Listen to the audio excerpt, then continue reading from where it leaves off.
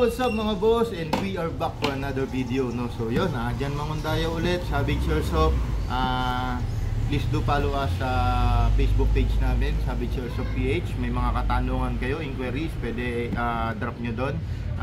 And yun, dito sa ating YouTube channel, Savage Airsoft, hit nyo yung notification bell para updated kayo sa mga latest videos natin, no? Sa mga latest uploads natin. So yun,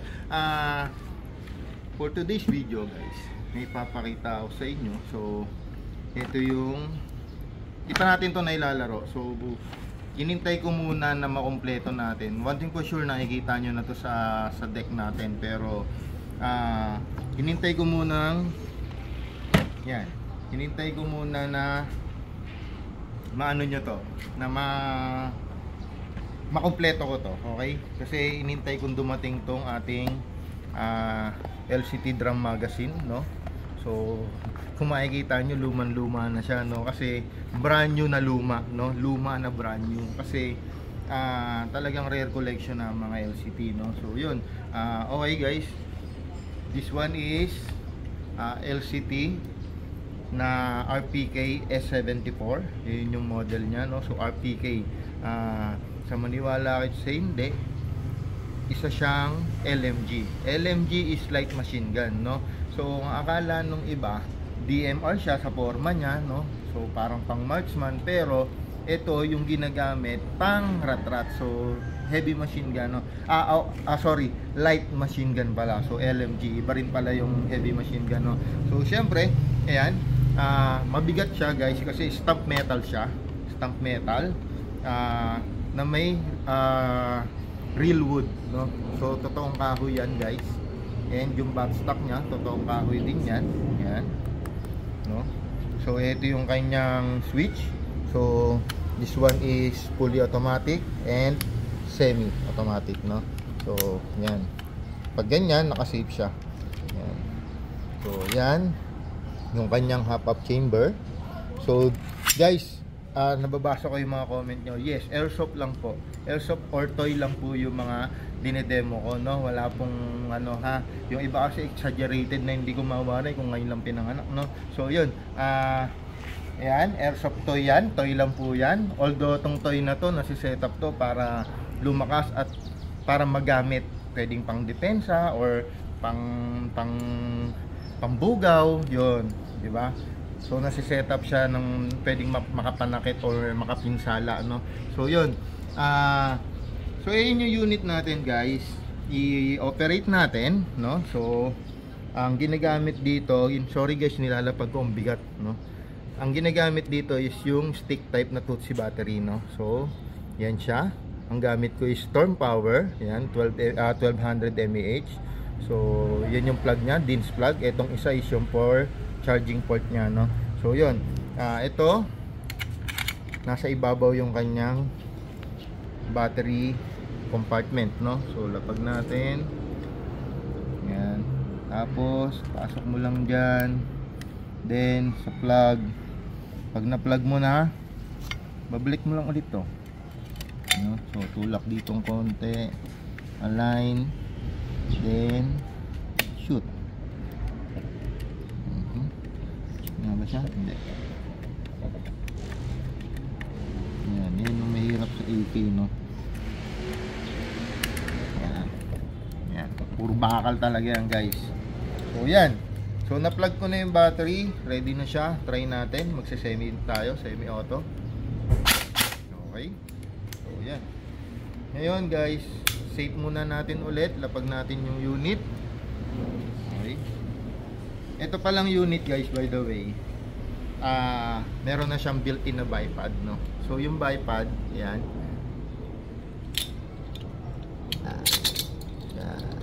matala siya guys, kaya normal na nagagasgas siya. Actually mas maraming gasgas ang AK, mas suwabe, no? Mas pogi siya tignan yung mga battle skull nya, no? So yan, ganyan lang, no? So tanggalin na natin tong ating gun case. So pwede na natin ito ilapag, no? Yan, ganyan siya, no? Tapos natin ito.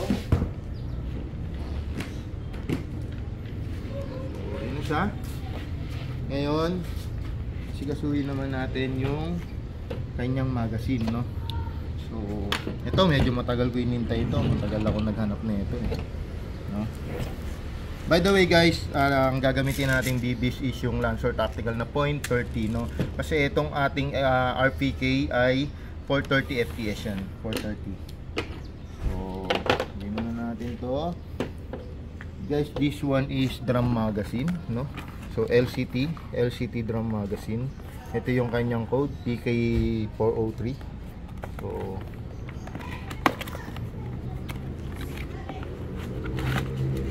yan no?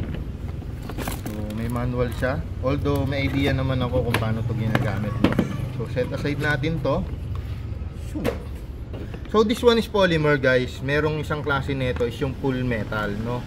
Ayoko lang yung metal kasi may tendency mag-corrosion o magkaroon ng corrosion no. So yun, gagawin natin, access na natin to. So open lang natin. And yun, may nalaglag. Ano yung nalaglag? So yan yung kanyang mechanism no. So dito natin lalagay yung battery. Lagay na natin. Gumagamit siya guys, or gagamit tayo guys ng tatlong ano bang tawag dyan? Double A. Yun, tatlo na double A. So gamit natin si energizer no. Yan, may indicator naman yan.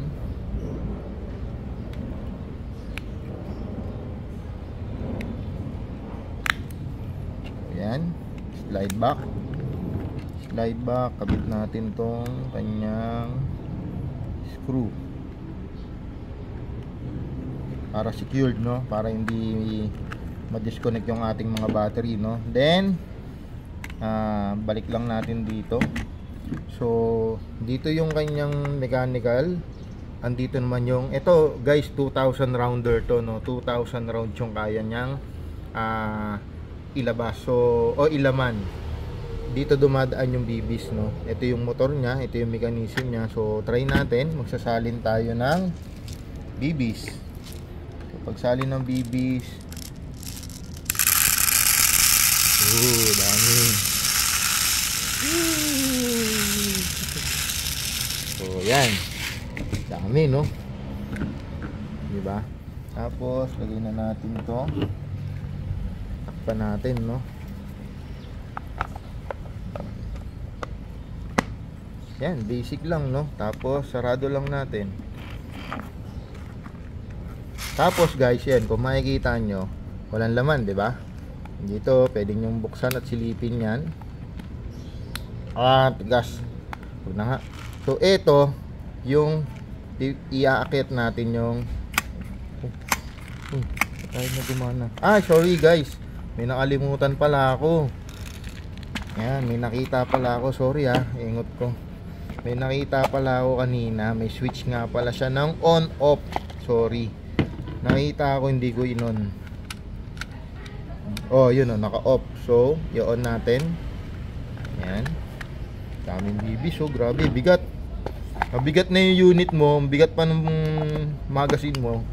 Ewan ko na lang kung ano mangyayari sa'yo.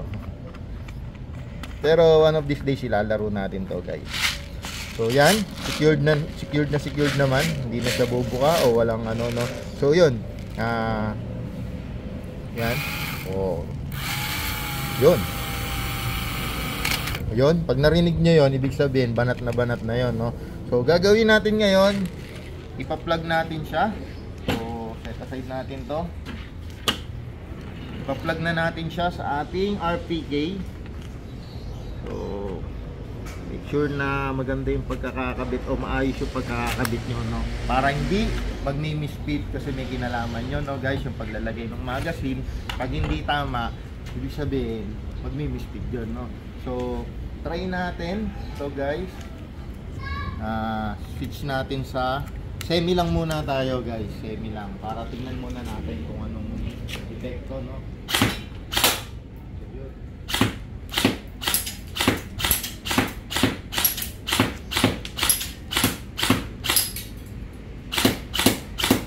So guys, ang LMG hindi ginagamit ng ganon. So gagawin natin, ibabalik natin yung switch.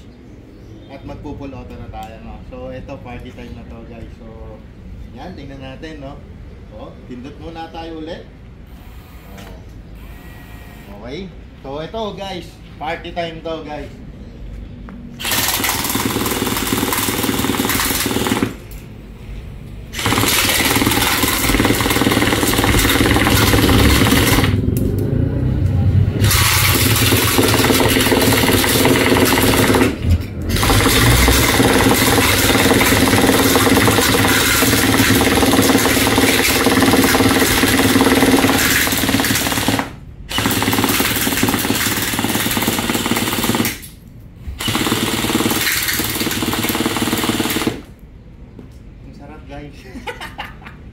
By the way, yun ay lata ng San Miguel at saka ng Red Horse, no? Lata yun. Pwede mo siyang labitan, no? para makita kung ano yung damage na nagawa, no? So, yun. Siyempre guys, ang lagi ko sinasabi, pag galing tayo ng full auto, since may semi-automatic to, may semi to, puputok mo at least 2 beses, 3 beses bago mo siya isi-switch off, no? So, yan, naka-safe na ulit. Yan guys, yung kayang gawin ng ating LCT RPK S74 or RPK, no? So, light machine gun, Russian.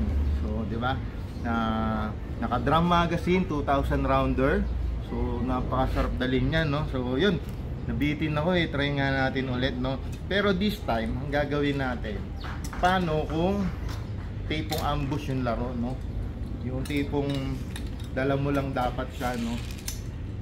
Tipong papunta ka pa lang sa pwesto mo, pero ayan, no? Chuck Norris yung style mo, no? Yan. So, paano kaya, no?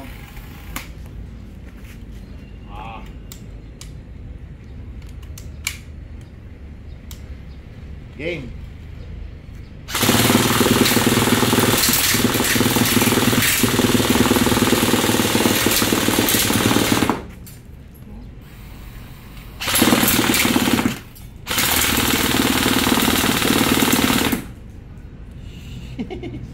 So yun, punta tayo ng semi,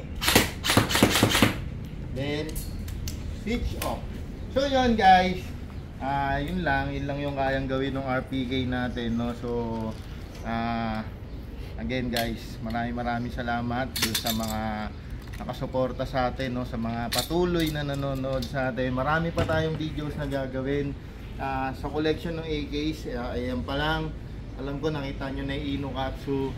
Meron pa tayo mga shorty doon, may specs pa tayo, and meron pang mga pang CQB, no? So yun, again guys, Jan Mangundayaw, Savage Airsoft PH, maraming salamat po.